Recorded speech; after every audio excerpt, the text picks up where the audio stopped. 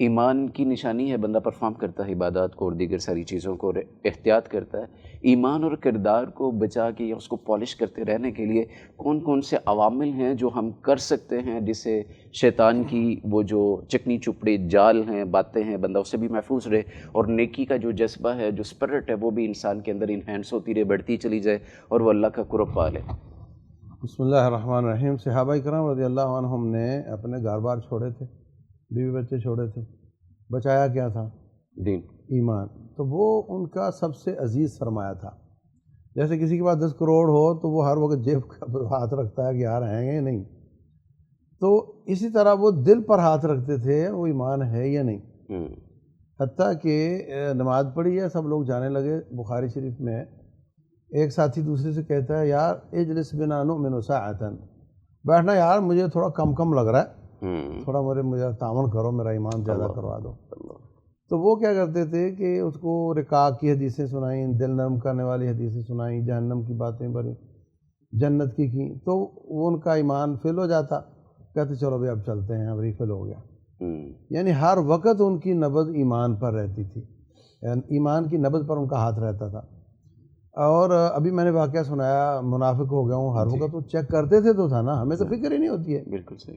میں ایک واقعہ عجیب سا آپ کو سناتا ہوں، میں بڑا سوچتا رہتا ہوں اس پہ۔ حضرت حذیفہ بن یمان رضی اللہ عنہ کو رسول اللہ صلی اللہ علیہ وسلم نے مدینہ کے منافقین کی لسٹ بتائی ہوئی تھی کہ فلاں فلاں منافق ہے، بتانا نہیں کسی کو۔ ٹھیک۔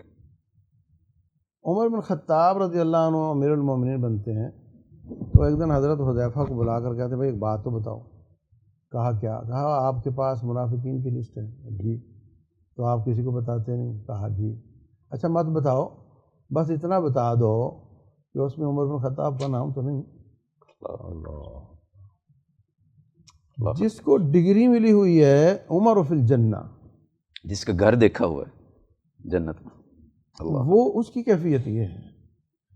یہ والی فکر اگر ہو تو انسان پھر درس دروس میں بیٹھے، خود ترجمہ پڑھے، خود قرآن پڑھے، سیرت کو پڑھے، استغفار کرتا رہے، اور صبح شام کے اذکار کے ساتھ دل لگائے، ہر وقت زبان اللہ کی یاد سے تر رہے، صدقہ خیرات، لوگوں کی خیر، لوگوں کے ساتھ اصلاح اور لوگوں کی ریلیف کے کام کرتا رہے، اور غریبوں کی پرورش کرے، غریبوں کو وزٹ کرے، اس سے انسان بندہ بہت لیول رہتا ہے۔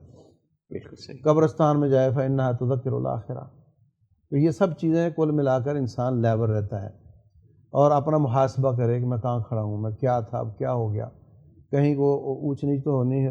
حضرت عمر بن خطاب رضی اللہ عنہ ایک دن اپنی داڑھی پکڑ کے کھینچ رہے ہیں، بولے عمر تو وہی ہے نا، تو اونٹ چرایا کرتا تھا، اور جتنا بھی آپ چرا لو، جتنی بھی محنت کر لو، جتنا بھی ان کا پیٹ بھر جائے، ابا راضی نہیں ہوتا تھا، اور پھر بھی کبھی پٹائی لگ جایا کرتی تھی۔ کسی نے کیا کہنا ہے؟ سیلف اکاؤنٹیبلٹی کرتا جائے، اکاؤنٹیبلٹی، اور اپنے آپ کا احتساب کرے۔ اللہ اکبر۔ تو اس طریقے سے ہم اپنے ایمان کو بچا بھی سکتے ہیں، کم زیادہ تو ہوتا رہتا ہے، بالکل صحیح ہے۔ حالات اس طرح کے، مگر ہم پھر آ جائیں واپس، پھر آ جائیں واپس، پھر آ جائیں، تو انشاءاللہ پھر اسی طرح موت آ جائے گی اسی حالت میں۔ لیکن اگر ہم اپنے آپ کا محاسبہ ہی نہ کریں اور ایک دم دوسری طرف ہی چلتے چلے جائیں تو پھر بہت مشکل ہو جائے گا۔ بالکل صحیح۔ مجھے ایک خوبصورت بات یاد آ گئی، لوگ تو اس پہ ہنستے ہیں، لیکن ملتان کا ایک سچا واقعہ ہے کہ وہ ایک بندہ حج سے فارغ ہوا، وہ اپنی اس میں اپنے من سے باتیں کر رہا ہے، اس میں وہ کہہ رہا ہے اللہ ہمارے گاؤں میں نا کوئی پکڑا جاتا نا، چوری کرتا پکڑا جاتا، اس کو مارتے ہیں، منہ کالا کرتے ہیں، ٹینڈ کرتے ہیں، اس کی گلی گلی پھراتے ہیں۔ اللہ گلی گلی بھی پھر لیا، کپڑے بھی کوئی نہیں ہے، مہاجر بن گئے ہوئے ہیں۔